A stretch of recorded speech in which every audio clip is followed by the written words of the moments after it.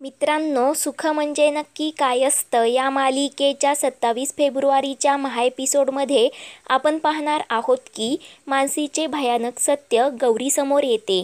तेव्हा गौरी जयदीपला सांगते, मी आई होणार आहे।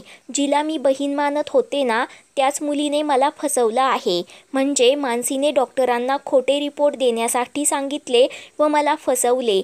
तर तेव्हा ते ऐकून जयदीप मानसीच्या कानाखाली मारण्याचं नाटक करतो व मध्येच गौरीचा गळा दाबतो। ते पाहून मानसी हसते। तर जयदीप मानसीच्या हाताचा किस गौरीकडे पाहत घेतो व खूप मोठ्याने हसत असतो। ते पाहून तर गौरीला मोठा धक्का बसतो, तिला काही समजत नाही। त्यानंतर जयदीप लगेच गौरीला दरीत ढकलून देतो। तर गौरी जयदीप असं खूप मोठ्याने ओरडते आणि दरीत पडते। तर आता मित्रांनो, ही मालिका खूप भयानक वळणावर येऊन पोचली आहे। गौरीचा यात मृत्यू होणार का?